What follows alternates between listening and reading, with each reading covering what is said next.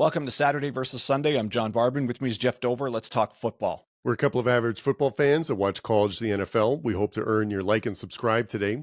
This is our review of the Indiana-Purdue football game. What are your initial thoughts? Well, they completed the job. They got the 12-0 season done. And now it's just who they sit and wait to see who they're going to play in the Big 10 championship game. Yeah, that's my thought when I watched this was like, thank goodness they took care of business. And I'm dying to see Indiana play a good team in a meaningful game, like in a championship game. And I'm just excited to see it because they've rolled over people and they've been dominant defense and off. The defense really was the story of this game, I think, because when you score this much, you actually give the other team the ball often, right? Because every time you score, you give it back to them. And so that Purdue had a lot of possessions. And their quarterback wasn't bad. He showed flashes of being pretty good, but to hold them to 3 points with that many possessions, their defense has just been so dominant. Yeah, it was a little bit of a clunky start there on offense. They just sort of couldn't put things together. I guess it was super cold, like 23 degrees or like it was one of the, I think I saw a report saying it's the coldest game time temperature for a Purdue game at Purdue ever. Oh, geez. So, wow. Which is kind of early in the season. Early in the season. I guess this can't get much later, but November, November doesn't feel like it's late enough in the year to get that cold, but I guess obviously it does. Yep. So it didn't look good at the beginning, but it's almost like the coach didn't realize, you can just run as much as you feel like here. Yeah, exactly. And then after a few drives, like, oh yeah, that's right, we can just run. And then they go for 350 yards on the ground. Yeah. Well, and this is why I can't wait to see Indiana play a good team in an important game, because I want to see what they can do, because they have not been forced to do anything. Like, I think Fernando Mendoza is really good, but he hasn't been forced to do anything, because when Hemby runs for 152 yards at 12.7 yards a carry, like, you don't have to pass the ball, right? So I think Fernando's really good. I think his brother's really good. Brother Sneaky had over 100 yards, passing and running this game. The backup he QB busted a massive read option run too. Yeah. So that's good for them. So but no, I just like Indiana's really good, and I'm dying to see them play like a top 5 team. Well, they have, and they beat them. No, I know, but like in a championship game or in a playoffs or something. I'm ready for it. Indiana fans, I'll cover up Jeff here. Yes, we already seen you beat a top 5 team against Oregon, and you did it. It was a gritty win, both offense and defense. I think the defense was the story of that game too. So they've already done it once. We know they can do it. Yes. We've also seen them completely blow out competitive top 25 teams, like what they did to Illinois. We've seen them win ugly in the mud against Iowa. So they've kind of done it all different ways. Now this game, so they beat Purdue. It was cold. It was a bit of a clunky game. They ran all over the place. There's not much we're going to learn about the team against Purdue. The elements were a bit rough, and it's okay though. They were just overwhelming at all parts of the field. Like they're just better than Purdue everywhere you look.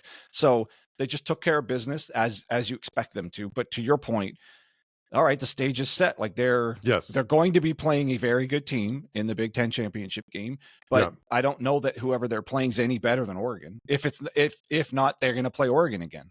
Yeah, I think that's why, because I thought that when Indiana last year, I thought that I didn't feel as confident them playing a really good team in an important game like late in the season.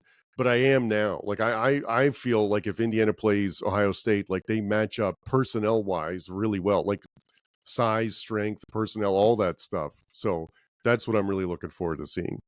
Yeah, and I know the conversations now must be, well, who's Ohio State's signature win versus who's Indiana's signature? Indiana has the obvious signature win over Oregon. Ohio State's, I guess, is Texas.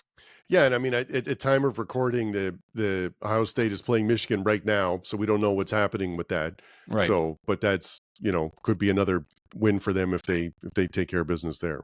Although they haven't 4 times in a row. So if they beat Michigan, is that then they're in? Become the signature? No, I don't mean that. No. I mean, does that become the signature win though? I mean, you'd be hard pressed not, like it's record wise, it would be. I guess so. All right. Well, I mean, somebody, they're going to be playing one of those. I think it comes down to just those three: Ohio State, Michigan, or Oregon. I think is all that. Correct. Is all that. If Washington has to beat Oregon and Michigan has to beat Ohio State, then Michigan would go. Right. So, but otherwise, it'll be Ohio State. Yeah. So many people listening to this, it's probably already done by the time you're watching this. We already know who they're playing, and I don't see why. I'm curious as to what the line is. I would imagine Indiana could be favored against all three. Like I just don't know what's on Ohio State's resume. Yeah. Even if they beat Michigan, I just don't see how it's any. I don't see how their resume is any better than Indiana's. Yeah. I think I believe Ohio State would be a small favorite, and I would lean Indiana. I would take Indiana. It's a home game for Indiana, right? It's true, Indianapolis, right? So I mean, but both teams, I think. But the only other note that I had here about Indiana was this was really about their defense. The offense looked amazing. They couldn't stop the run. Indiana just ran all over them, but their defense was amazing. They had 10 tackles for a loss, and Stephen Daly was just killing Purdue himself. Kamara was back, and Sarratt was back, so it's nice to see them at full strength too. Very good point too.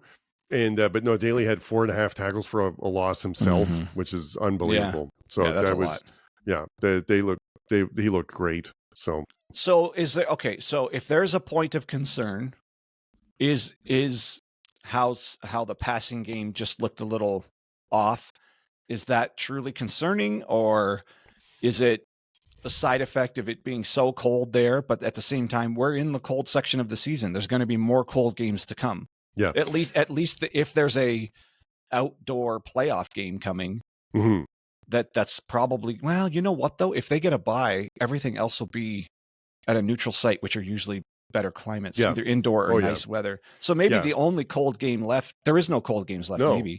No, I don't think there is. So so to answer your question, no, I'm not concerned, because I've seen Fernando play really well for most of the season. Not concerned at all. 8 for 15 isn't terrible. It's 15 pass attempts. They didn't have to pass the ball that much. It was 8 for 15 for 117 yards and 2 TDs and no turnovers. So it wasn't intercepted. So no, I thought he was great. I have zero concerns about that.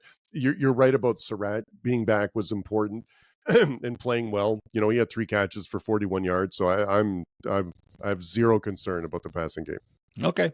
Well, just look a little rocky at the beginning, but I don't know if I was just going to say, it doesn't make sense that Purdue was focusing on taking away the pass. You never try to do that. You focus on taking away the run, but they couldn't stop them at all. I felt the same way you did too. It felt like it was a bit of a rocky beginning, but they were also up 28-3 at the half. It was really like a rocky first quarter, which just might have been getting their legs under them, or so, I don't know. But they did that against Wisconsin too, I guess. Yeah, but I mean, I'm not gonna. Someone having a clunky quarter and winning 56-3, it doesn't concern me. You're right. Okay, I'm just trying to bring up any points. If I'm a hardcore Indiana fan, I'm looking at that first quarter, think, I'd have rather seen them more crisp in the passing game. No, true. And you don't want to have that quarter against Ohio State or something like that, because that could be 14-0 now that you're right. So you want to get that clunky stuff out of the way. So hopefully that's the end of that that type of clunky looking quarter. Get that out of there. So all right. Well, I mean, everything's in front of them. I'm assuming do they have to win the championship game to get the bye? Don't think so. Oh, the bye? That's a good question. But maybe, because they'll be 12-0. So if they lost, it'd be 12-1. But then it'd be really tight around where the ranking 5th or something. Maybe. But if it's Michigan, Michigan already has 2 losses. Yeah, if they lose to Iowa State, they might still get the bye. Maybe. Yeah. But then so would Ohio State. Would they give 2 byes to the same conference? Yeah, because if they're both in the top 4. Oh, here we go back to the invitational. Them just picking who they feel like putting. I don't know, man.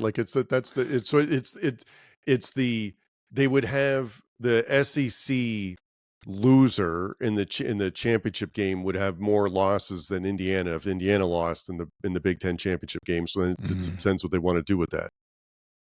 Yeah, have they done? I know it's only have the byes always been spread out, or has one conference got 2 byes? I have no idea. I can't think about it. Because last year it was conference champions, right? So remember that there was like right, and they've already changed that. Right. So I think this is the first time this is gonna be the first time that you're gonna receive an invitation to a bye, because it's not based on, because you haven't.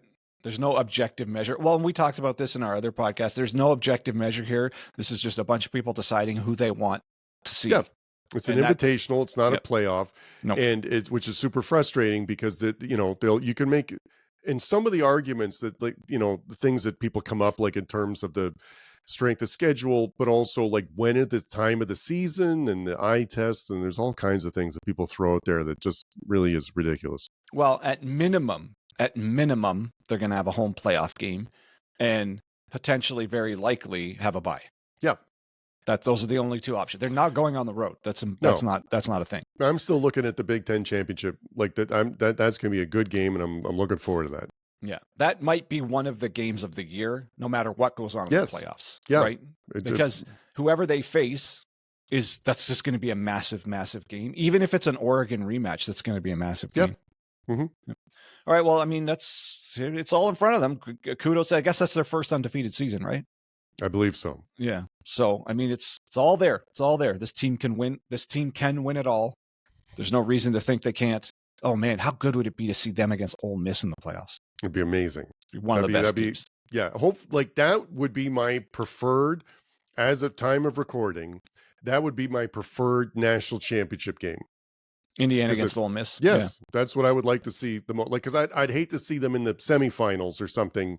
And then, do you know what I mean? And then, that's the best, the most entertaining matchup I can think of for top teams in the country that have been the most entertaining to watch, that are also like powerful enough to probably win it all. Yeah, probably that, to me, that's probably the most entertaining matchup I can think of for the final. There's obviously all different combinations could be interesting along the way. Yeah, but I agree with you. If I were to choose, pick your most entertaining final of 2 teams that realistically can win it. That to me, that's it too. Mm-hmm. Well, we'll see. Maybe we'll get our wish. All right. Well, if you're still with us, we appreciate you checking out the channel. We know it's small. We just started it last year. If you like what we have going on and you'd like to support us, a like and a subscribe would go a long way, and we'd super appreciate it. So for Jeff Dover, I'm John Barbin, and that's your Saturday versus Sunday podcast.